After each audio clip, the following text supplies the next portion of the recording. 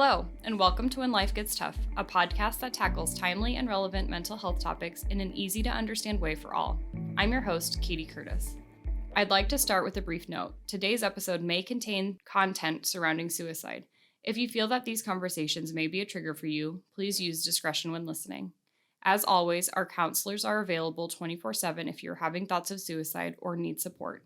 The crisis line can be reached at 319-362-2174 or simply dial or text 988. Today, our board president, Samantha McGrane, is here to talk about the transformational year we've had at Foundation 2 Crisis Services. We're grateful for Samantha's tremendous leadership and her vision for the future of our organization. Samantha, can you tell everyone how you originally got involved with Foundation 2 Crisis Services? Yeah, so I was originally volunteering with Junior League of Cedar Rapids, and they have a couple of different programs that they partner with Foundation 2 on. One is specifically with AMP, their Achieving Maximum Potential, and then their Apartment in a Suitcase. And I was just really moved by the way that we were supporting youth that were aging out of the foster care system. Before that opportunity, I didn't really realize the impact or the struggles that teens aging out of the foster care system had. Once you turned 18, you got your first apartment, and you would leave, and you didn't have all of those things that you and I would get from our parents, or we would get at our graduation party. So it was really cool to see the support that Foundation 2 was providing to those youth. Additionally, as somebody who has really struggled with my own mental health, I've always been passionate about programs that supported others that were going through struggles with their mental health, and I wanted to give back and be able to provide and give my time to organizations that supported others that were going through times where they were struggling with their mental health. So Foundation 2 really was the perfect fit. Did you realize that Foundation 2 Crisis Services did that other kind of component of the work, the crisis lines, the mobile crisis outreach, or was it after you got acclimated through Junior League that you started to understand some of those other services provided by Foundation 2? One thing that I find really interesting is, I have been in this community for quite a few years now, and I think Foundation 2 has a bigger presence than it has been, and it's more well known in the community than it has been or it was when I first moved to Cedar Rapids. Part of that is, COVID and derecho, and the need for mental health care. And I think there's also part of it is just more transparency and more comfort with talking about mental health care. I think for so long in our society and community in general, we were afraid to talk about those types of things. And so, we shied away from, talking about the services that Foundation 2 provided. And now people are more comfortable with referring their friends and their loved ones to Foundation 2. Yeah, and certainly with businesses as well. So something we've seen as a leadership team, so many of our local for-profit businesses in the Cedar Rapids area have reached out and said, we care about our people, we care about their mental health. How do we advocate for that?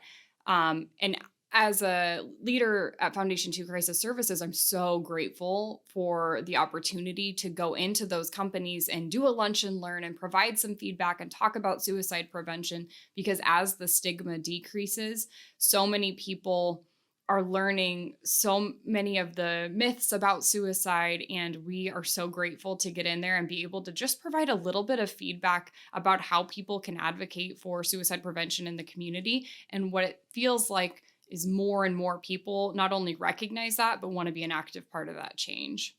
I love that. I love that we're bringing those conversations into the workplace. I think that's one of the most rewarding things that I can say that's part of, being that's being part of, Foundation 2 and being board president. A lot of my team is virtual.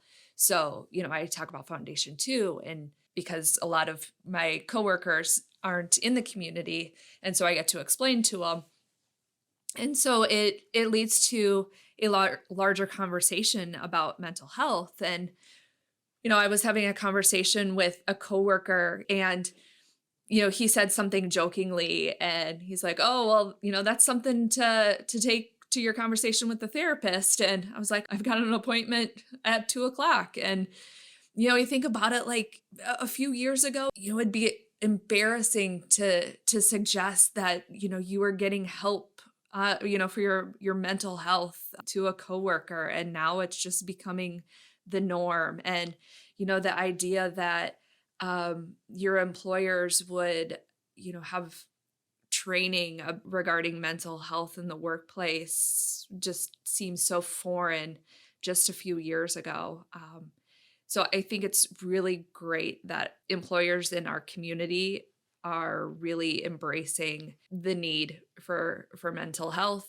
So, speaking of suicide prevention training, I know one of the ways you've invested your time is by participating in our applied suicide intervention skills training, or better known as assist training. Can you talk a little bit about how that improved your capacity to support somebody in need of suicide prevention intervention or suicide prevention support? I went through assist training more just because I wanted to just understand the services that Foundation 2 provided. As a board president, I just wanted to understand the organization a little bit better. But it was such a meaningful training, and I highly recommend it to anybody, not just, those working in human services or in the health profession or in any of those types of fields. And that was what was great about your cohort of folks who went through assist. So when you went through, I remember that there were folks that were in human resources positions in their company. There were some local therapists. There were several college students who participated, as well as a couple employees from Foundation too. And then you have this nice mix of family members who support somebody living with a mental health condition. And by going through that assist class, hopefully the hope is that they are feeling better prepared to manage a suicidal crisis in the future, that somebody that they care about may be experiencing. Yeah, exactly. And the types of things that I learned from that, even just little things like if you are with somebody who you think is contemplating suicide, your first instinct is to walk on eggshells around them and, don't use the S word around them because that might give them the idea if they're not thinking about it. But it's really the opposite. The best thing to do is to ask them, Katie, are you thinking about suicide? Because that really opens the door for them to have that conversation with you. It allows the elephant in the room. You can have that conversation with them about, what they need, and allows you to have the conversation with them that you need to get them to talk through the next steps to keep them safe. Yeah, I appreciate you saying that. I always remind folks that if the answer is no, if you say, Katie, are you having thoughts of suicide? And I say no, the only thing that you've done is express to that person that you are a safe person to talk about that topic with. And that's not a topic a lot of people are comfortable with. So if you can be in somebody's corner, if that conversation needs to be had, what a great advocate you're going to be for that person and a great support you're going to be for that person. So Mhm. I really thank you for taking the time to explain that, because that is a myth that I find myself expressing to people over and over again, that we can ask people about suicide and we are not putting that idea in their head. If anything, we're probably giving them some relief. So I will say it over and over and over and over. Um, So, one of those really big things that's happened this year is that 988 rollout. So, this is the rebranding of the National Suicide Prevention Lifeline to the Suicide and Crisis Lifeline. It's a line that is available 24/7. It can be called or it can be texted. And it is so transformational for our organization, for mental health services, and for anybody needing crisis support because it's easy to remember. So, instead of in the past having to remember that 10-digit number, we're down to those simple three on Giving Tuesday. I saw a gentleman, I explained what we do, and I said, "You can call 988." And he did not believe me. He was like, "No," he said, "You're giving me a fake number." And I said, "No, seriously, 988 is available. It's something that you can use if you are struggling. It's something you can use if you're concerned about someone else. And we encourage you to use it because that's what it's there for."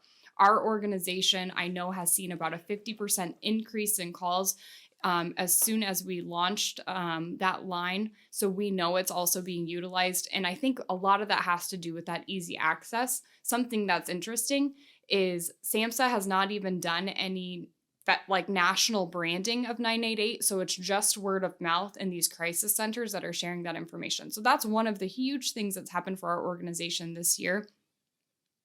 The other huge thing that's happened at Foundation 2 Crisis Services this year was the opportunity to purchase and renovate a building to put all of our employees under one roof. This has been a vision of the board and something that as a leadership team we've been working towards for the past 4 years.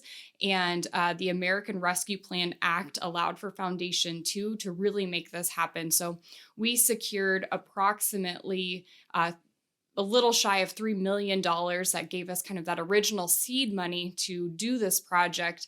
And now we're kind of turning to that more public phase of this campaign where we're coming to the community to say, get involved. We want to tell you about it. And I'm hoping you can share a little bit more about that, Sam. It's been interesting. When I came on the board and, I was onboarded, the idea of having this headquarters was the pipe dream. It was something that was wanted. It was something that, the feasibility study said, there was a need, but, maybe not the right time for it. And then all of a sudden, with COVID and derecho, and then all of a sudden things changed. So it's been really exciting to be part of it. It's been really interesting because it's been very different than some of the other fundraising and campaigns that I have been a part of. It's definitely been more of a non-traditional fundraising campaign, but it's been really, really fantastic to see. So you address the status of the project right now. We're over $4 million raised. We're just shy of about $1 million that we have yet to raise. How would you like to see people getting involved in the community? What can they do to support the campaign? There are several different ways. We're still looking for corporate donors. So if you have an organization who would like to give, we're certainly looking for corporate sponsors. We're also just continuing to look for advocates in the community. So continuing to spread the awareness of Foundation 2, that we're here for anybody who needs our services.